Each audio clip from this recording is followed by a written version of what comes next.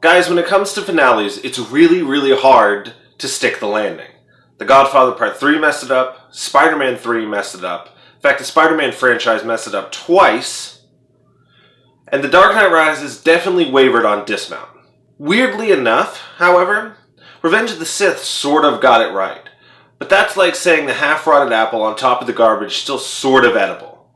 You definitely can eat it, you just probably don't want to. And to be perfectly honest, you're definitely better off not eating the half-rotted apple. Return of the King, however, definitely manages to stick the landing.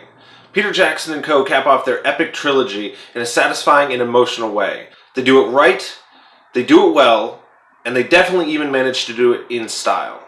As an example, my mother doesn't even really like the fantasy genre as a whole, for the most part.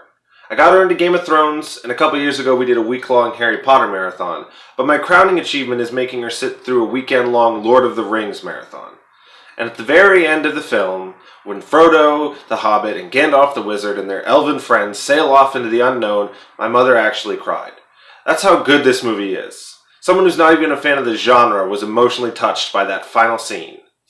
Now, the two things I will say about this movie that I don't necessarily not like, but they're definitely annoying, is that the film has way too many endings, which is a very common complaint about this film.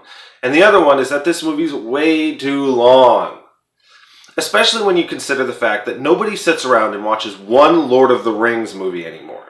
They always go for the entire trilogy in one go.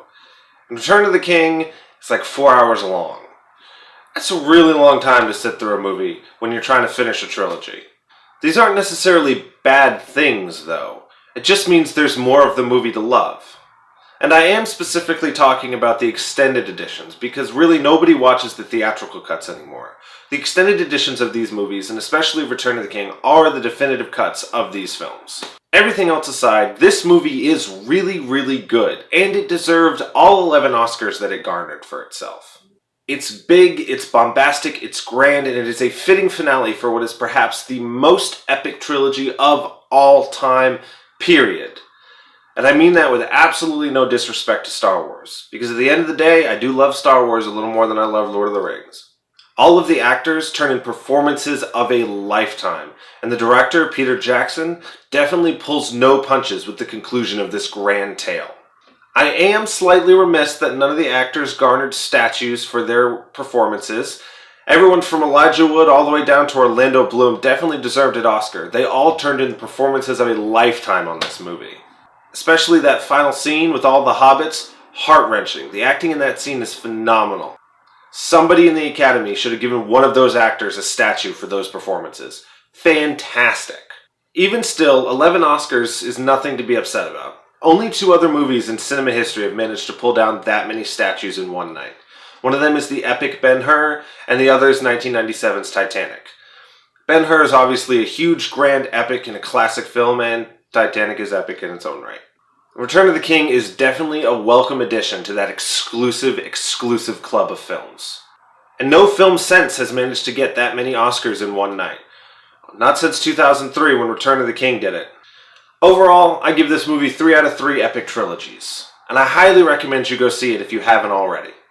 And that's all I have for today, guys. Next up to review is The Hobbit: An Unexpected Journey, a movie I didn't know I disliked so much until I started writing the review of it. Until then, be sure to like, share, subscribe, go check out our Instagram and our Facebook page, which is now up and running. All those will be linked down below. And until I see you guys next time, please remember, Taylor Swift doesn't care about you.